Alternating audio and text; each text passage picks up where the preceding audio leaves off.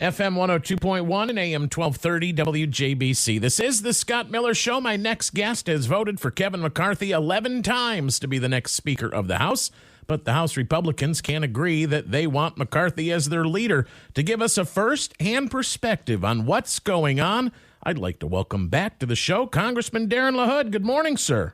Hey, good morning, Scott. Happy New Year. Great to be with you and your listeners. All right, is lucky number 12 going to be the one today?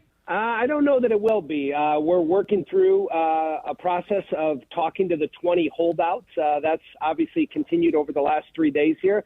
I think we're making progress in terms of changing some of our rules, some of their demands.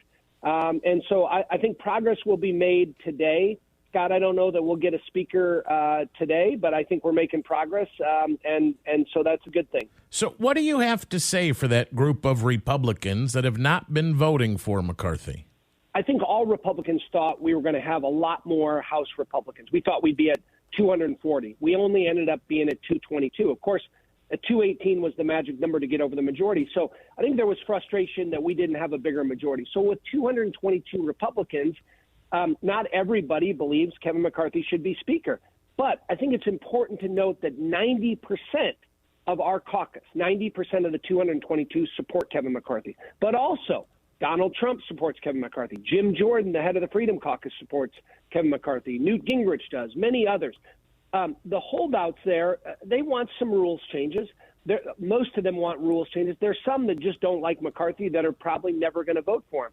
So we're working through that. But here's the problem, Scott. I think we'll eventually get to it. But the longer we go, when I talk to people back home, they think we look dysfunctional, chaotic, unorganized. They elected us to govern.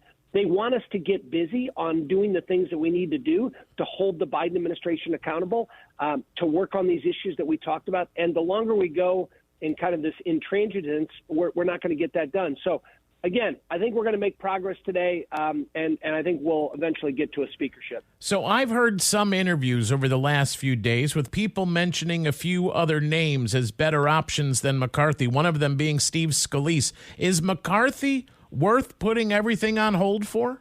If you look at McCarthy, he was our minority leader the last 4 years.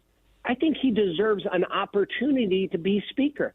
Here's the reality. In our rules right now, if we don't like Kevin McCarthy in 6 months or 9 months in a year, the majority of our caucus can vote to have a new speaker. Let's give him an opportunity. He has worked hard over the last 4 years to raise the money to get us in the majority, to recruit candidates, to do all those things. That's number one. Number two, there's no alternative right now. The other side has put up Andy Biggs. He got crushed. They put up Byron Donalds. He got crushed. They put up Kevin Hern. He didn't get any votes. So no one has been able to get over 15 or 20 votes. It's a small minority of our conference. But again, under our democracy, which is what we're seeing, Scott, is it's messy, it's chaotic, but it's in some ways healthy to have this debate and this dialogue because this is how we're going to have to govern over the next 2 years. Would you ever want to be Speaker of the House? No. I'm perfectly content serving on the Ways and Means Committee, the Intelligence Committee. I have enough to do in those two roles. And so I'm not interested in that role for me right now. Why wasn't this all hammered out before the election? Shouldn't this have been handled much earlier? I guess so, but I think again I think people thought we'd have a bigger majority, and in the end there was lots of negotiations going on over the last 2 months. But there are a few that are trying to extract. I would use the word extort. Things that they want. They want to be on certain committees. They want votes on certain things. Some of these things are reasonable, but others are never going to happen. They essentially want to make the speakership a ceremonial position and have the Freedom Caucus run things. That can't happen, shouldn't happen. And by the way, majority of the Freedom Caucus supports Kevin McCarthy. So, again, it's hard to negotiate with legislative terrorists. And in some respects, that's kind of what we're doing. We're on the phone with Congressman DARIN LAHOOD. As you've said, there's a lot of negotiating going on. And what I've heard, because I'm not there, I can only hear what's reported on the news, is some people are saying, well, put me on this committee and then I'll vote for McCarthy. So are we putting the right leader in place, or are people just using this as a way to further their career in politics? I think it's a little of both. As you've seen, everybody all over the media and the television, People are using this, for their own self-interest. Imagine that with politicians, Scott. But that clearly is going on, and people are trying to use the leverage of their vote for McCarthy to try to get something for themselves. And frankly, that's wrong. It shouldn't be the way we do it. We have rules in place on how we govern. But I will say this, Scott. We put in a rule that I think is a good one that says that many of these people wanted, that said we need to have 72 hours before we vote on a bill. That's a good thing. So we can read it, digest it, understand it. That's a good thing. Secondly, we're going to have a vote on term limits. That's a good thing. Thirdly, we're going to have a vote on all 12 appropriations bill instead of doing these huge omnibus bills like we did last month, the $1.8 trillion bill, where no one got a chance to read it. They jammed all this stuff together. They threw it on our lap, and we had to vote for it. So those things, I think, are positive, healthy, good things. So I think we could come out of this stronger. But again, we can't let perfect be the enemy of the good. What do you think about the fun, flashy headlines saying it's been 160 years since the House has ever taken this long to get a leader? Well, listen, I think if our forefathers were looking down on us right now, they'd say, listen, this is partly why we set up democracy. I mean, 435 people is a lot of people to come to an agreement. And then you divide that up into 222 Republicans. I mean, we come from different districts. We have different views. And so we're seeing that democracy is messy. It's complicated, but we're working through it in a constructive way. We're having debates. We're looking at things on how we can better the country. The next vote, number 12, is going to be later on this afternoon.